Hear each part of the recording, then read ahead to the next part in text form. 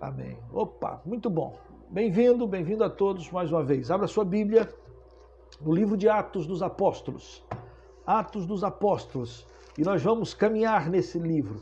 E nós vamos caminhar vendo como foi que o Senhor construiu e edificou a sua igreja. Nós vamos caminhar exatamente para que a gente vai percebendo tudo que o Senhor fez a partir e através do seu Espírito Santo no povo dele, no seu corpo. E para que é a igreja? Para que servimos nós como corpo de Cristo? Né? Desde daqueles primeiros passos. E nós vamos ver esses primeiros passos aqui. Nós vamos meditar nesses primeiros passos. Na semana passada, está lá no YouTube, você pode, se você não assistiu, você pode ver. Está lá. Conversamos sobre o propósito de Lucas escrever este livro.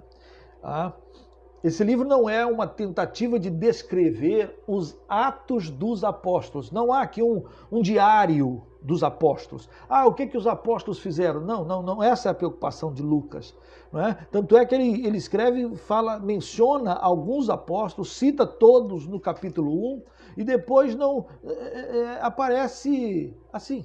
Ele não vai apóstolo por apóstolo dizendo o que cada apóstolo fez, etc, etc. Não era essa a intenção. A intenção de Lucas era descrever acontecimentos, atos, coisas que marcaram e que fizeram com que a igreja se transformasse aquilo que ela deveria ser. Livre, no sentido de proclamar o evangelho a todas as nações, em todas as línguas, em todos os lugares, não só para um determinado povo, mas para todo aquele que crê. Né? O evangelho tem que ser ouvido, anunciado, proclamado, e isso rompe as cadeias. A igreja, quando surge, a gente vai observar isso nos seus detalhes, ela surge num contexto judaico, num contexto de uma cidade de Jerusalém, opressa, oprimida, dominada por outro império, o Império Romano. A igreja surge ali contra tudo e contra todos. O grupo era um grupo de pescadores, né? Discípulos amados, mas eu diria ninguém de muito nobre nascimento. E surge ali um grupo poderoso. Né? Deus usa para fazer e transformar a igreja. E quando você vai parar a igreja, você vai ver a igreja, quando vai terminar o livro de Atos, vai ver a igreja em Roma, capital do império, e Paulo pregando o evangelho sem impedimento algum. Segundo Frank Stagg, um comentarista da década de 50, ele dizia, Lucas termina o seu livro exatamente com esse advérbio, desimpedidamente, sem impedimento algum. Porque esse era o propósito de Lucas. Lucas não queria narrar a história de Paulo, nem de Pedro, Não, Lucas não queria. Lucas queria mostrar como foi que Deus pegou a sua igreja embrionária e ela agora é transbordante, livre, para proclamar esse evangelho. E tantas foram as forças para impedir que a igreja ela não cumprisse o seu papel. Tantas são as angústias e lutas para que a igreja não rompesse o casulo e fosse cumprir o seu papel. Assim como para mim e para você também, existem um monte de forças, um monte de impedimento, um monte de lutas para que nem eu, nem você cumpra cabalmente o nosso ministério. Interessante que Paulo, no finalzinho lá do seu ministério, ele escreve isso para Timóteo. Ele diz assim, completei a carreira e guardei a fé. Aquilo que me estava proposto, e quantas coisas Paulo teve que, para cumprir o propósito de Deus, quantas coisas Paulo teve que enfrentar, quantas lutas e barreiras e obstáculos e perseguições e provações. Mas veja, querido, a igreja o era e a igreja ainda passa por isso.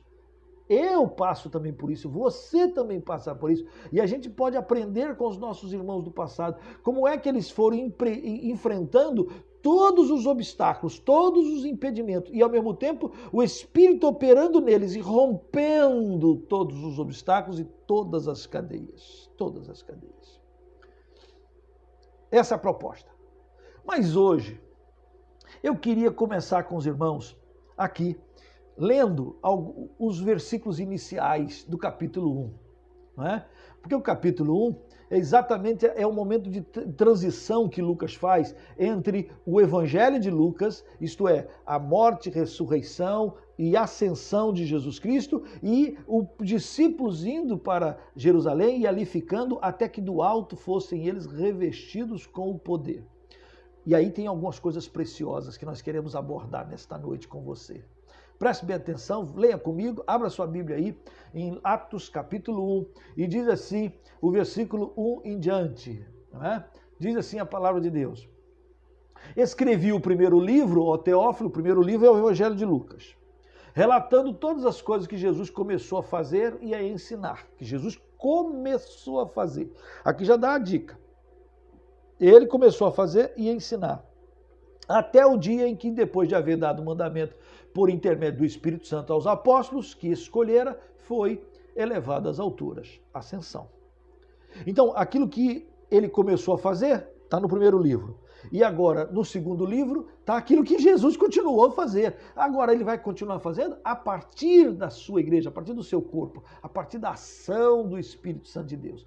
E aí, versículo 3 diz, a estes também, depois de ter padecido, depois da morte dele na cruz, se apresentou vivo, com muitas provas incontestáveis, aparecendo-lhes durante 40 dias e falando das coisas concernentes ao reino de Deus.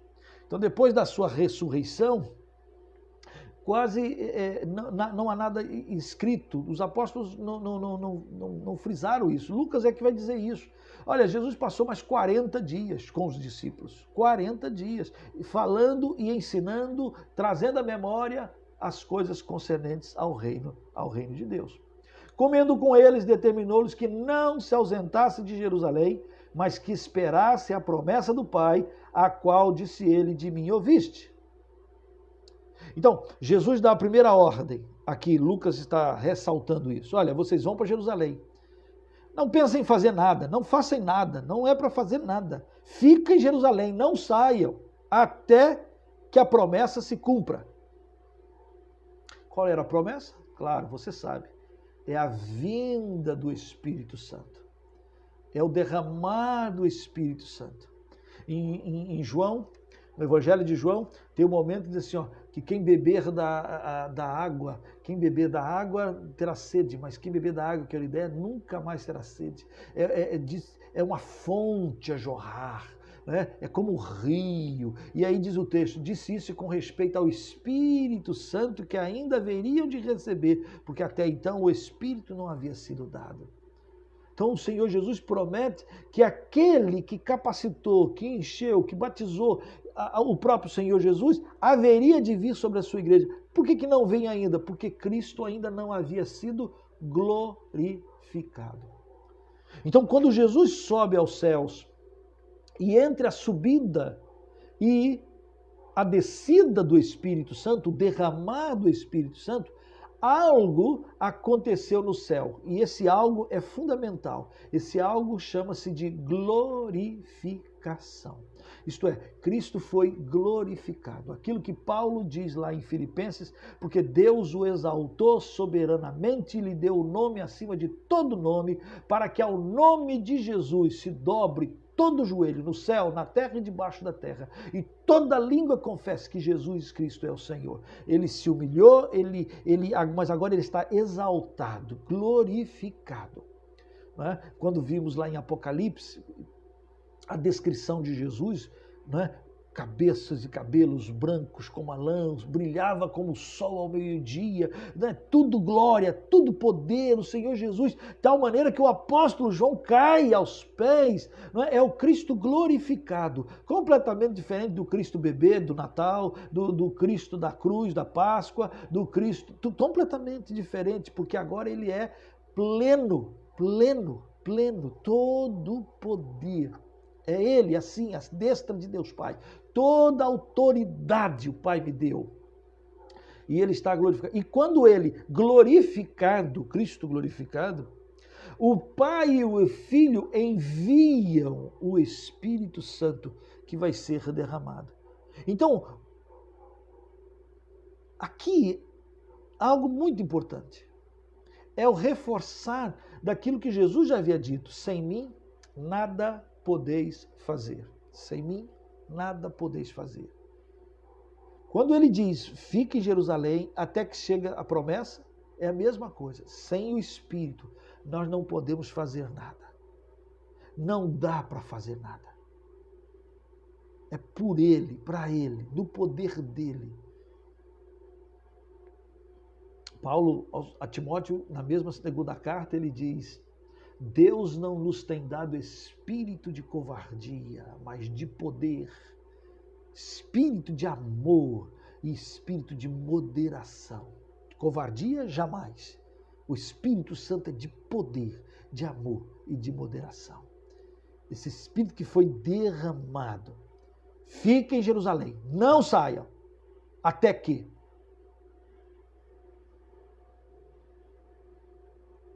Versículo 5, ele reafirma, porque João, na verdade, batizou com água. Mas vós sereis batizados com o Espírito Santo, não muito depois desses dias. A promessa do Pai era o derramar do Espírito Santo. A promessa de Cristo era o derramar, o ser batizado com o Espírito Santo de Deus, de ser marcado, selado, confirmado, capacitado pela presença do Espírito Santo de Deus. Interessante, abrindo um pequenozinho parênteses aqui, o pessoal, quando fala de batismo com água, sempre usa a expressão batizar como sendo imersão, porque a palavra batismo no seu original tem a ver com imersão. E é verdade. Mas aqui no Evangelho, no livro de Atos, capítulo 1, versículo 5, a palavra batismo não tem a ver com imersão, e tem a ver com derramar, tem a ver com aspersão. João, na verdade, batizou com água, mas vós sereis batizados com o Espírito Santo. Não muito depois desses dias. E todos nós sabemos que o batizar do Espírito Santo foi o derramar do Espírito Santo em Atos capítulo 2. Quando Jesus fala que eles devem ficar em Jerusalém até que do alto sejais revestidos com poder, o pessoal começou a perguntar, judeus, apóstolos. Versículo 6. Então os que estavam reunidos lhe perguntaram: Senhor, este será o tempo em que restaures o reino a Israel? Interessante essa pergunta, porque essa pergunta é feita por apóstolos, todos judeus. Quando Jesus fala de derramar do Espírito Santo, eles pensam, vai ser nesse momento, quando o Espírito Santo for derramado, vai ser nesse momento que o Senhor vai restaurar o reino. Quer dizer, na mentalidade ainda deles, o reino de Deus era restrito aos judeus. Vai ser esse o tempo em que o Senhor vai cumprir todos os teus propósitos? Vai ser nesse momento? Vai restaurar para nós, que a gente vai deixar de ter o jugo do Império Romano ou de qualquer outro império? Vai ser nesse momento? A resposta de Jesus é um tanto quanto enigmática e, ao mesmo tempo, é um tanto quanto, assim, grossa. Ele está dizendo, respondeu-lhe Jesus, não vos compete conhecer tempos ou épocas que o Pai reservou para a sua exclusiva autoridade. Ponto. E essa é uma das grandes dificuldades, nós já vimos isso quando estávamos na segunda vinda de Cristo, quando a pessoa fica falando sobre quando vai ser que Jesus volta, quando é que vai vir, cada vez mais nós estamos mais próximos da volta de Jesus. Mas quando a gente quer ser determinante, marcante, dizer é aqui que ele vai voltar, olha isso e aquilo outro, quando a gente quer ser muito assim detalhista, como já o fizeram muitos do passado, a resposta de Deus é a mesma, que não vos compete saber tempos ou épocas que o Pai reservou para a sua exclusiva autoridade. Agora, abre teu olho, vigia. Quando Jesus diz isso, quase 2000 anos atrás. Nós já estamos muito mais próximos do dia de Cristo. Agora, a questão é a seguinte: se Jesus voltar amanhã, eu tenho que estar preparado.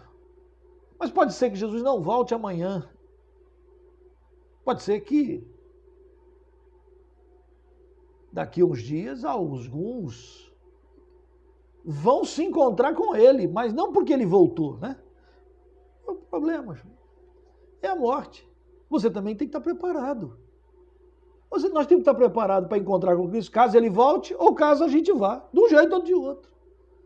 Não vos compete. O que é que vos compete? O que é que vos compete? Versículo 8. Olha, não vos compete conhecer esse épocas e que vocês estão aí preocupados com esse negócio. Vocês estão preocupados se o reino é de Israel e se vai ser... Vocês estão preocupados com essa questão escatológica, eu vou dizer. Não vos compete saber. Mas vos compete saber, versículo 8, mas recebereis poder ao descer sobre vós o Espírito Santo. E sereis minhas testemunhas, tanto em Jerusalém, como toda a Judéia, como Samaria e até os confins da terra. Interessante. E esse versículo tem que ser gravado na sua Bíblia. Você tem que ter isso aí decorado. Os discípulos estavam perguntando, quando é que o Senhor vai restaurar o reino a Israel? Quando é que todos os nossos problemas serão resolvidos? Quando é? E na mentalidade deles, eles aqui já estão reforçando que o reino é a Israel. Eles estão preocupados com isso. E Jesus está dizendo, eu quero que vocês fiquem preocupados não só com Israel. Vocês comecem a pregar o evangelho em Jerusalém. Porque é Jerusalém que a coisa começa. É aqui. Mas vocês têm que pregar no estado, na Judéia. Judéia era o estado onde a cidade de Jerusalém estava. É como se você fosse um goiano, você mora em Goiânia. Goiânia é a cidade, é a Jerusalém. E Goiás é a Judéia. Ou se você mora no Paraná, então você mora, sei lá, em Curitiba, Colombo. E aí a cidade, a sua Jerusalém é a sua cidade, é a sua Curitiba. E o seu estado, a sua Judéia, o Paraná. Era mais ou menos essa a ideia. A região onde os judeus moravam, não só na cidade de Jerusalém. O evangelho é para ser pregado para Jerusalém e para a Judéia. Mas não só para a Judéia, para Samaria. Você sabe que os samaritanos, tradicionalmente, com os judeus não se bicavam. O samaritano é fruto da mistura das tribos do norte, das tribos de Israel. Né? Houve uma época na história de Israel que, por causa dos pecados de Salomão, Deus encheu a paciência com os pecados de Salomão, e aí o reino de Salomão, Davi, Salomão, é dividido entre reino do norte e reino do sul. Reino do norte ficaram as 10 tribos, capital Samaria. E as 2 tribos, Judá e Benjamim, ficaram capital Jerusalém. Reino do norte, reino do sul. E eles começaram a ter dificuldades, porque com o passar dos séculos, passar dos anos, houve uma mistura, uma miscigenação entre as tribos do norte, Israel, com assírios, com povos de outras raças, e houve uma miscigenação.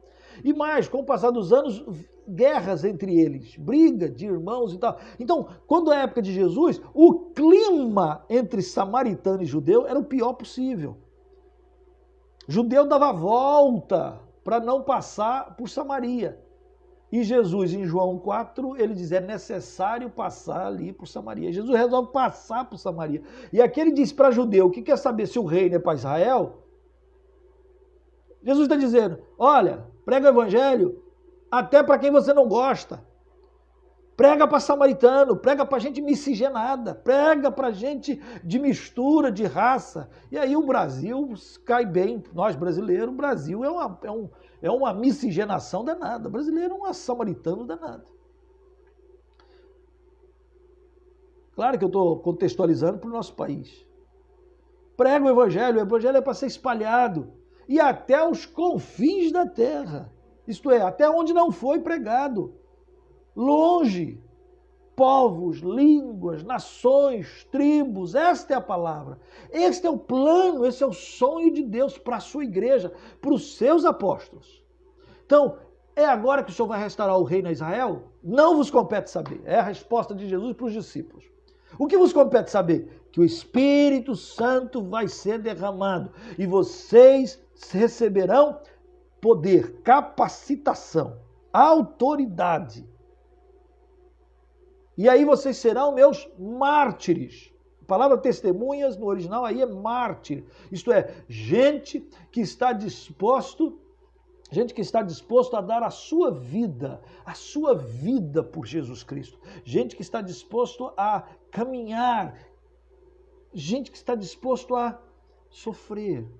Gente que está disposto a andar a segunda milha. Gente que está disposto a ser semelhante a Jesus. Gente que está disposto a negar a si mesmo e tomar a sua cruz e seguir. Recebereis poder e sereis minhas testemunhas. Você vai estar em todo lugar contando aquilo que Deus fez para você. E todo crente sabe dizer o que Cristo fez por ele. Ou não? Ou não? Você lembra como você era sem Cristo? Você lembra para onde você ia sem Cristo? Você lembra o que você fazia, como estava a sua situação? Como foi que Jesus Cristo entrou na sua vida? O que ele mudou? O que ele mudou? E é interessante que quando a gente ouve os testemunhos dos nossos irmãos, das pessoas, cada um tem um testemunho diferente, de maneiras ímpares. O Senhor Jesus foi falando com cada um de nós, e foi nos buscando, e foi revelando cada um. Se você pega os apóstolos e vê a história dos apóstolos, cada um é diferente. Cada um é diferente. Pedro está lá pescando e Jesus disse, vem, eu vou fazer de você pescador de homens. Levi está lá, Mateus, cobrando imposto, e Jesus passa, segue-me. Zaqueu está em cima de uma árvore. Natanael está debaixo de uma árvore. Aí o Filipe, achamos o Messias. Aí o Filipe vai lá, leva o Natanael. Quando o Natanael encontra com Jesus, Jesus olha para ele e fala assim, eis um israelita em quem não há dolo. Não, olha que maneira impressionante, para cada um. Para cada um. Como ele fez comigo, como ele fez com você, como ele está fazendo. Então você tem que dar testemunho, mas é ele que está fazendo. É ele que fala, é ele que ensina, é ele que proclama, é ele que mostra, ele muda a nossa história. O que a gente faz? Dá testemunho. Onde a gente dá testemunho? Jerusalém, tanto em Jerusalém, como em toda a Judéia, como Samaria, como até os confins da terra. É a igreja, o papel da igreja. Eu dou testemunho tanto aqui onde eu estou, quanto ali um pouco mais distante, quanto mais lá nos meus não agradáveis conhecidos, não, mas também até os confins da terra, distante, onde ninguém foi. Da mesma forma, eu como cristão, eu como crente, eu como discípulo, eu como testemunho, eu preciso estar preocupado. Você tem que estar preocupado com isso, porque foi isso que Jesus disse. A última palavra de Jesus foi esse versículo. As últimas palavras na terra de Jesus para os seus discípulos foi esse versículo 8. Não vos compete saber tempos e épocas. Coisa de conhecimento. Mas vos compete saber, ou melhor, vos compete dar testemunho do poder do Espírito Santo. Não é à toa que Paulo aos Efésios diz, enchei-vos do Espírito Santo. Vida com Deus, beber da água, deixar a água aí, não é? É um fluir, é um rio de água viva, não é um tanque, não é um copo d'água, é um rio. Você recebe, você passa, você abençoa e vai abençoado. Você é abençoado e vai abençoando. Um rio transbordante. Vai dando testemunho. Ele está vivo. Ele cuidou de mim. Ele fala comigo. Ele me ama. Ele me ama. Quando eu morava em Belém do Pará, estou até vendo aqui a Mônica mandando notícia aqui da dona Desi. Benção, a dona Desi era uma diaconisa lá em Belém do Pará. E eu fui estudar na faculdade, fui fazer filosofia. Já falei isso uma vez aqui, vou repetir. Na filosofia, no estudo de filosofia, chegava lá, o pessoal, os professores, boa parte deles não tinham fé em Cristo Jesus, nem fé em nada. E eles tinham uma argumentação lógica, filosófica, de que Deus não existia. Mas coitado, mesmo eu não tendo palavras, argumentos, sofisma, filosofia, palavras, linguajar, para debater com eles, eu sabia que o meu Redentor vive e que por fim se levantará. Né? Ele está vivo. Por quê? Porque ele tratou comigo. Porque ele falou comigo. As minhas experiências, as tuas experiências são preciosas. Então mantenha o foco. Agora, não fique só para você. Vai falando. Vai, dando testemunho daquilo, das maravilhas. E de lá para cá, de 1982 para cá, tantas outras coisas Deus já fez por mim, ou fez em mim, e já se revelou de tantas maneiras. Vai falando. Vai dando testemunho. E seja testemunha, onde você estiver. Onde? Mas pastor, como é que eu posso estar na minha Jerusalém e ao mesmo tempo na Samaria e ao mesmo tempo até os confins da terra? Não, você não pode. Né? Fisicamente você não pode. Em oração você pode. Em oração você pode estar orando pelos os missionários, orando pelos povos, orando pelas nações, orando pelos campos missionários, se informando. Isso você pode. Com oração você pode, fisicamente você não pode. Você pode também ajudando com contribuição. Olha, o missionário está lá no interior dos ribeirinhos. Eu vou abençoar a missão, a Amazônia, do meu amigo pastor Giovanni. Eu quero abençoar lá. Você pode estar cá, mas você pode abençoar lá. E ele está levando caravanas e gente para entrar nos rios da Amazônia e pregar o evangelho. Você, quando contribui, você está lá. É isso que Paulo diz em Filipenses, capítulo 4. Você se associa no tocante a dar e receber. Então, fisicamente, você não pode. Mas você pode estar orando, você pode estar contribuindo, você pode sendo parceiro, você pode se associar. Então, na realidade, esse é um papel para a igreja. Eu sou membro, você é membro da igreja. Se você ainda não é, seja. O Senhor Jesus está esperando você. Para de ficar escondido nos seus cantinhos, nos seus buracos. Sai da caverna e participa. Não dá para você sozinho fazer tudo, não dá. Então nós nos unimos, somos o corpo de Cristo. Aí é dedo, mão, pé, ouvido, orelha. Oh, que beleza, é o corpo de Cristo. O corpo de Cristo faz.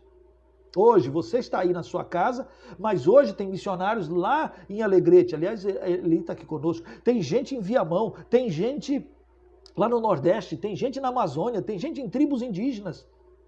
Quando você se preocupa, se envolve, ajuda, ora, contribui, você faz parte desse pacote todo. Esta foi as últimas palavras de Jesus na terra. Dita essas palavras, versículo 9, relata Lucas. Foi Jesus elevado às alturas, à vista deles, e uma nuvem o encobriu dos seus olhos. E aí acontece um negócio muito engraçado. Eu falo engraçado. Porque, imagina a cena. Jesus diz assim: recebereis poder ao descer sobre vós o Espírito Santo, e vocês sereis minhas testemunhas, tanto em Jerusalém. E aí ele termina de falar isso. Quando ele termina de falar, ele começa a subir, a levitar. E aí os discípulos começam a acompanhar, né? E o Jesus vai subindo, e os discípulos estão olhando, e Jesus está subindo, e de repente chega na altura das nuvens, as nuvens cobrem, e eles estão olhando, e eles continuam olhando, e as nuvens já cobriram, e eles continuam olhando. Olha o versículo, olha lá. E estando com os olhos, versículo 9, finalzinho, uma nuvem encobriu dos seus olhos. E estando eles com os olhos fitos no céu, enquanto Jesus subia, eis que 2 varões vestidos de branco se puseram ao lado deles.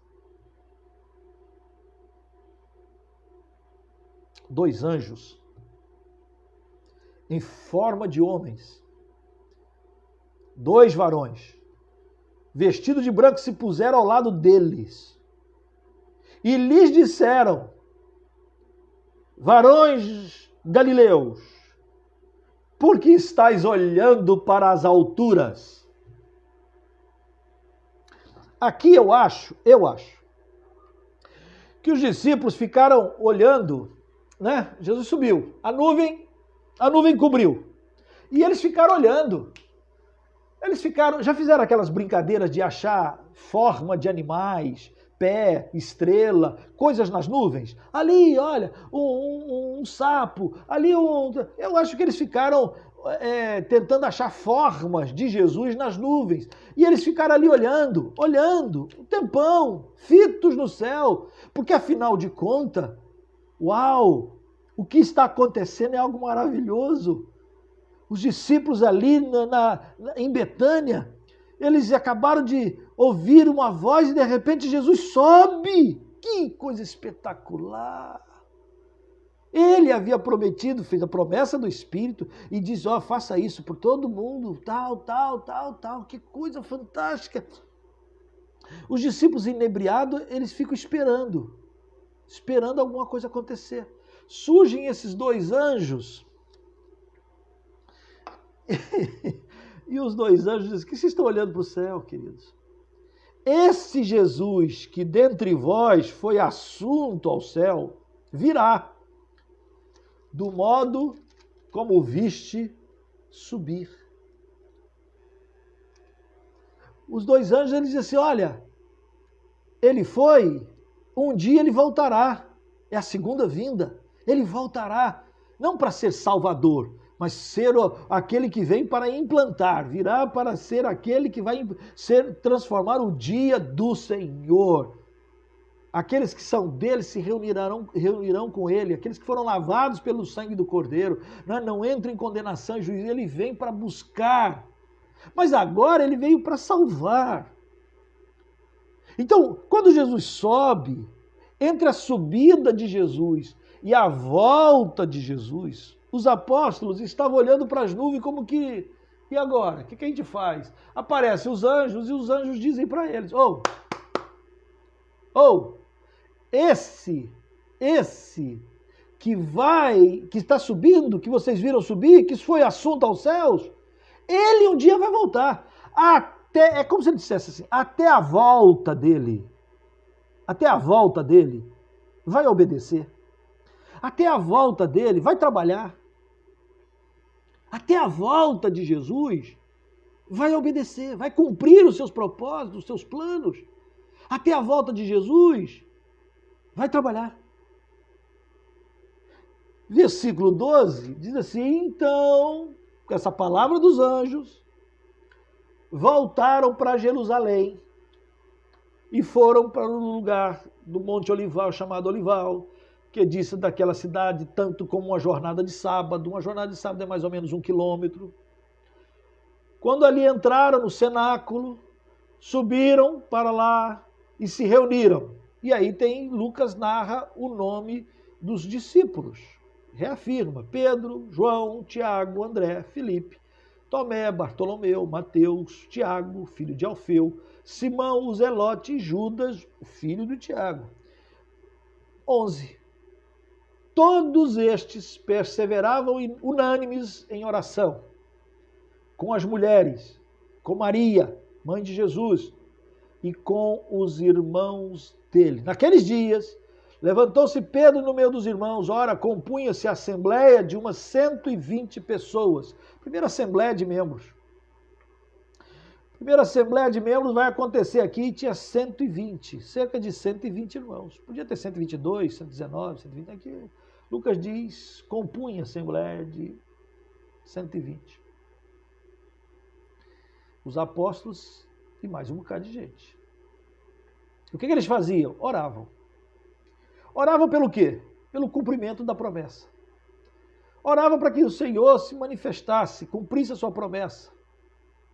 Oravam. Unânimes. 10 dias de oração. Porque entre a ascensão, entre a ressurreição, depois da ressurreição de Jesus, Lucas diz que ele ficou 40 dias.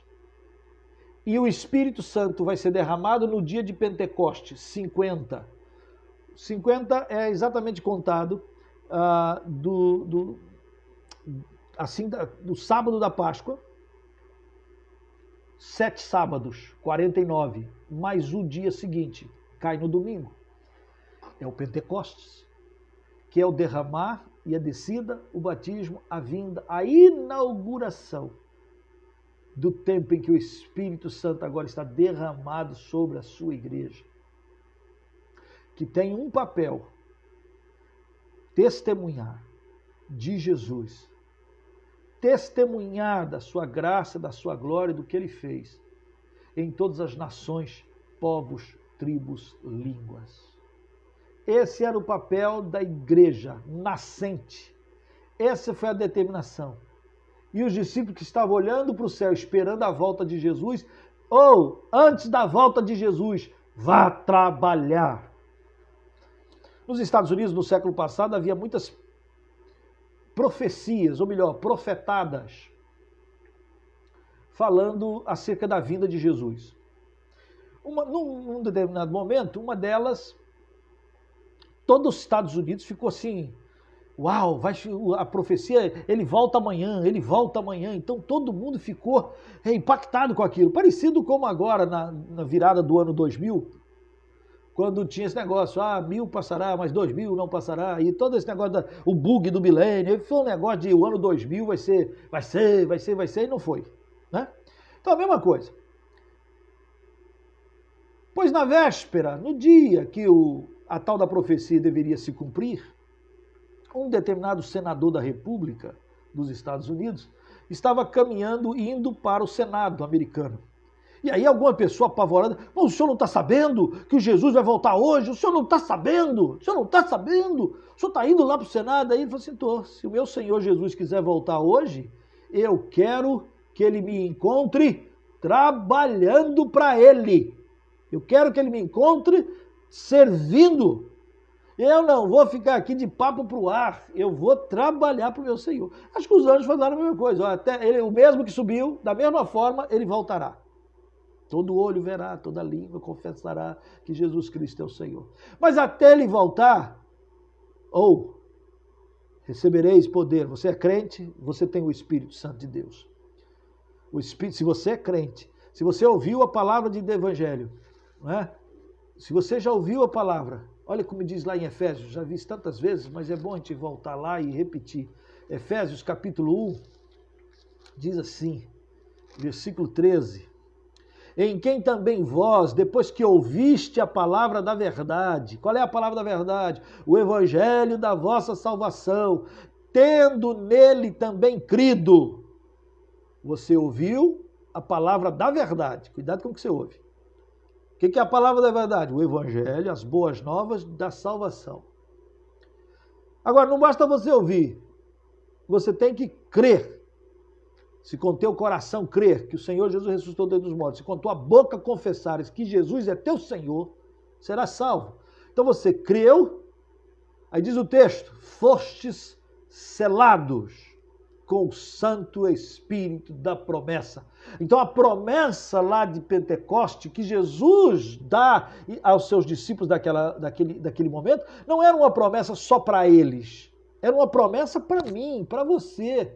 É uma promessa para todo aquele que crê. Todo aquele que crê. Uau! Amanhã, ou melhor, quarta-feira que vem, nós vamos falar exatamente da descida do Espírito Santo.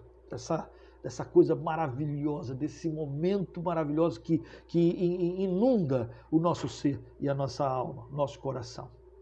Mas agora, nós estamos aqui, como os discípulos, em Jerusalém, esperando.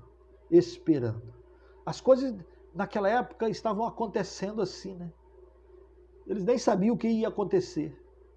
Imagina, é porque nós já sabemos, então a gente já pensa que eles também sabiam. Não, eles não sabiam. Eles só imaginavam, Jesus prometeu. Como é que vai ser? Não sei. Ele disse que o Espírito Santo vinha. Como é que será? Não sei. Então o que eles faziam? Oravam. Oravam e esperavam. Fizeram uma assembleia de membros aqui. Pedro se levanta e diz, olha, Jesus escolheu 12, mas Judas traiu. E o Salmo diz que é necessário que outro tome o seu encargo. É necessário, versículo 21, é necessário, pois, que dos homens que nos acompanharam todo o tempo que o Senhor Jesus andou entre nós, começando do batismo de João até o dia que dentre nós foi levado às alturas, um destes se torne testemunha conosco da sua ressurreição. Interessante porque aqui um dos apóstolos, o traidor, em vez de se arrepender, caiu em remorso e se lança sobre o abismo. Mas aqui Pedro pelo menos dá uma marca muito forte sobre quais são as marcas de um apóstolo. Não desses novos apóstolos de hoje. Hoje em dia tem aí, dizem que tem mais de 10 mil apóstolos no Brasil. Rapaz, vai ter apóstolo assim no raio. Muito apóstolo, muito apóstolo. E apóstolo é aquele que é enviado, né? Mas a maioria dos apóstolos do Brasil são ficáveis, eles não são enviados. E aqui, então não quero falar dos apóstolos modernos, quero falar do verdadeiro tipo de apóstolo. Pedro diz isso aqui. Olha aqui, ó, é necessário para aquele que seja apóstolo que tenha acompanhado todo o tempo que Jesus entrou entre nós. Andar com Jesus, ter andado com Jesus. Desde o batismo de João até o dia que ele foi elevado às alturas. Quem fez isso? Quem? Quem caminhou conosco? Quem é testemunha da morte, da vida e da ressurreição de Jesus? Quem? Fisicamente falando, visivelmente falando. Quem viu? Quem viu? Aí tinha dois. O José e o Matias. E aí Pedro, resolveram lançar sortes, e as sortes caem sobre Matias, e Matias passa a ser contado como um dos 12 apóstolos. É só aqui que se menciona no livro de Atos o nome de Matias. Não é? Mas aqui marca quem é de fato apóstolo. E é em cima de quem? Desses apóstolos, daquilo que eles escreveram, daquilo que nós cremos. A igreja é edificada sobre os profetas e apóstolos. Isto é, dos testemunhos deles, do Deus que faz, do Deus que fez, do Deus que ressuscita mortos, do Deus que prometeu e do Deus que cumpre as suas promessas. Pela fé, nós tomamos para nós. Assim eles passaram 10 dias, esperando a promessa do Senhor.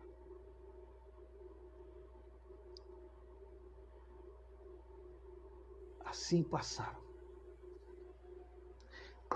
Sobre essa promessa nós vamos falar no próximo encontro nosso, na quarta-feira que vem.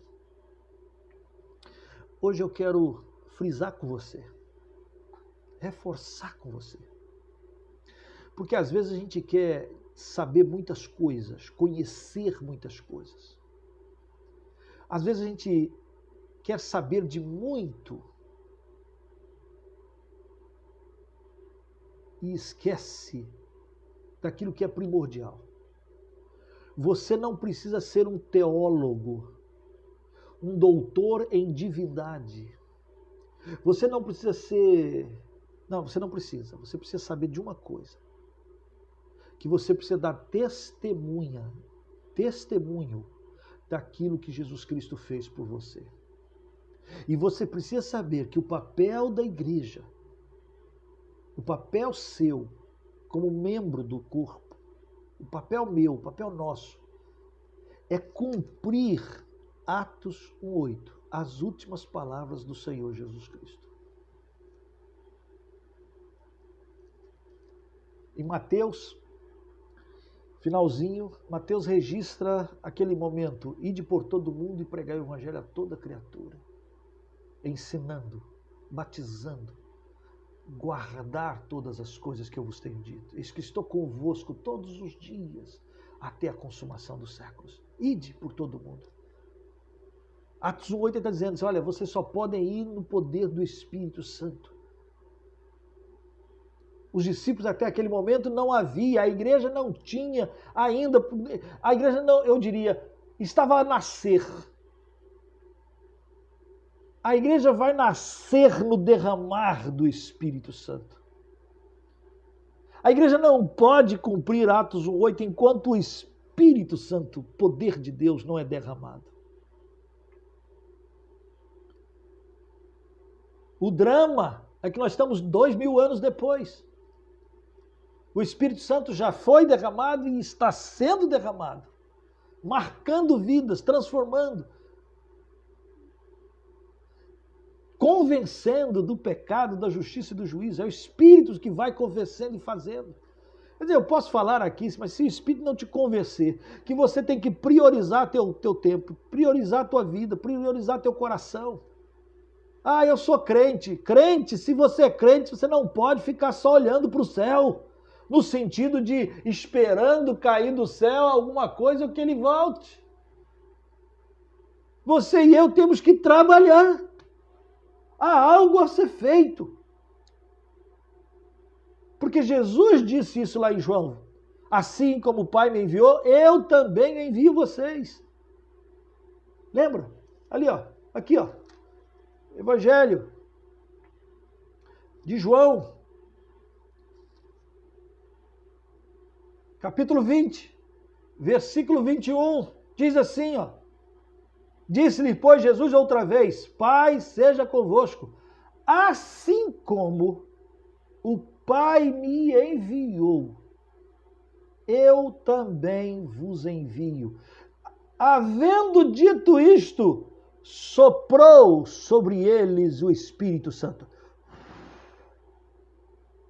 Assim como o Pai me enviou, eu também vos envio. Recebei o Espírito Santo. Atos 1:8. Recebereis o poder ao descer sobre vós o Espírito Santo. Jesus está aqui exatamente dizendo de maneiras diferentes que a promessa haveria de vir como um vento, um sopro. Todo aquele que é nascido do Espírito, João 3, todo aquele é semelhante ao vento. Não sabe de onde vem, não sabe para onde vai. Assim é todo que é nascido do Espírito. Se você é nascido do Espírito, querido, entra no vento.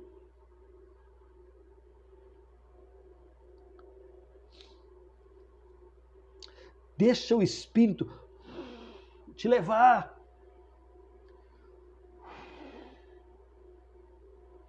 Vem, Santo Espírito, ó vento, sopra dos quatro cantos, vem sobre nós, enche a tua igreja para esse novo tempo, faz de nós que sejamos semelhantes a Jesus, que você e eu entenda que o papel de Jesus passa a ser também o teu. Assim como o Pai me enviou, eu também vos envio. Para que Jesus foi enviado? Para buscar e salvar o que se havia perdido. Para destruir as obras de Satanás, diz João lá na primeira carta. Para isso se manifestou o Filho de Deus, para destruir as obras de Satanás. Para que eu sirvo e que você serve? Para buscar e salvar o que se havia perdido. Para que é que eu sirvo? Para destruir as obras de Satanás. Se as obras de Satanás, as obras do mundo vêm de lá para cá, eu vou daqui para lá, querido. Não ameis o mundo, nem as coisas que há no mundo. Porque o amor de Deus não está nessas coisas. John Stott, escrevendo um livro sobre o Sermão do Monte, ele deu um título, no Brasil era o título de Contracultura Cristã. Tem a cultura do mundo, e o que o Evangelho é? Uma contracultura. Cristo mudou meu viver. Cristo mudou seu viver. Ele está vivo. Se você ama Jesus, você tem que pensar, o que é que eu estou fazendo para cumprir Atos 1:8?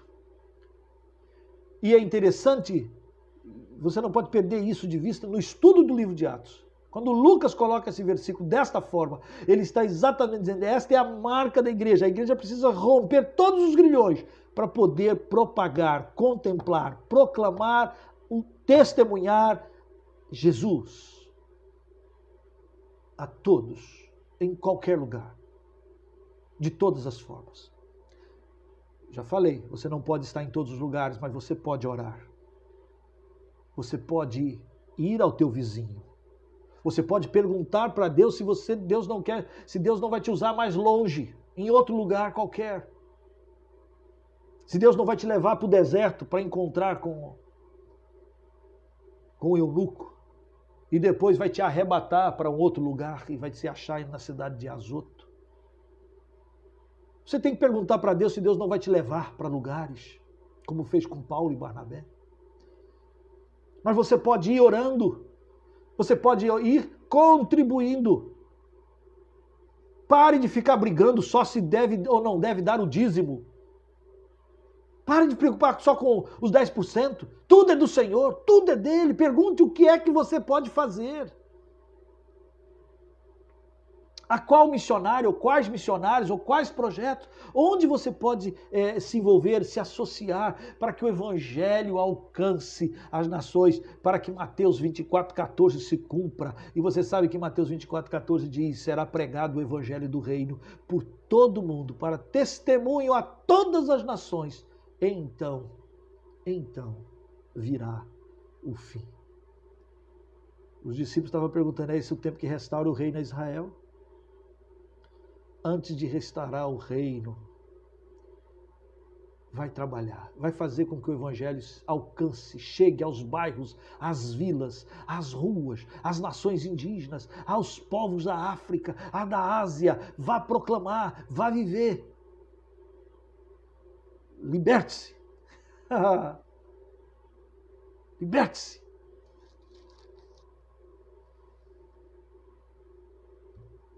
Oremos. Oremos. Pai, muito obrigado por estarmos juntos. Obrigado, Deus, pela tua palavra, pela promessa já cumprida. Mas obrigado pelo derramar precioso daquele que é poderoso, daquele que agora habita, que sela, que é o penhor da nossa herança, daquele que nos capacita. Oh, Santo Espírito, vasculha, enche o nosso coração, sonda-nos, enche o nosso coração, para que a gente possa compreender e cumprir as tuas determinações. Que a gente não perca tempo com aquilo que não compete e se dedique àquilo que é competência nossa, isto é, foi para isso que fomos chamados. Ajuda-nos a cumprir a nossa missão, cabalmente. Assim te rogamos, te pedimos, em o nome de Jesus. Amém. Que Deus abençoe poderosamente a sua vida. Que Deus enche o seu coração e que você, apaixonado por Jesus, grato por tão preciosa salvação, você se esparrame por esse mundão, buscando e salvando quem está perdido. Não é à toa que a palavra de Deus diz que quem ganha almas é sábio. Seja sábio. E aí eu peço para você orar por nós. Ore pela missão Projeto Zero. Ore pelos projetos, pelos planos desse ano. Tem coisas espetaculares, assim, que a gente está de olho e não sabe de onde virão os recursos e todas as coisas que Deus quer fazer. Ore pelos nossos missionários. Ore por Hernani e Licínia em Foz do Iguaçu. Ore também por Eva e Tony lá em Foz também com eles. Ore por Antônio Felisberto e Vanilda, minha família aqui em Colombo. Ore por Felipe aqui em Joinville. Ore por nós. Ore pelos nossos missionários também que estão esparramados aqui no sul, Eli, em Alegrete. Né? Ore por um obreiro, um missionário, um pastor para Viamão. Está sem pastor, está sem obreiro. Pede para Deus levantar um obreiro segundo a vontade e coração de Deus. Né? E nos ajude. Participe. Ok? Deus te abençoe. Deus te fortaleça. Um abraço do fundo do coração. Ah, sim, me esquecia. Esse dia me perguntaram como é que eu faço para adquirir o livro que eu escrevi. Você sabe que nós escrevemos um livro chamado Deus Ainda Usa Burros. Não é uma ofensa. Eu não quero ofender ninguém chamando ninguém de burros.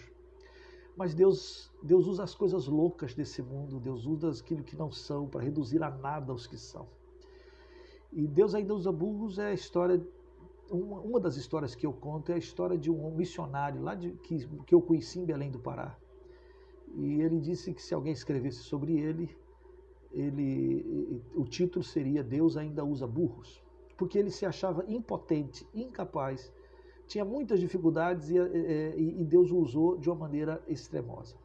Então, nesse livro eu falo sobre chamado, sobre vocação, ouvir a voz de Deus, e dar ouvidos e entender. Então, algumas pessoas falam, como adquirir? É fácil. Você pode ligar para o nosso número, mandar uma mensagem aqui, depois o livro custa 25, mais o frete deve dar uns R$35 então. Então, manda R$35 e a gente manda o livro para você. Se você estiver interessado, não é?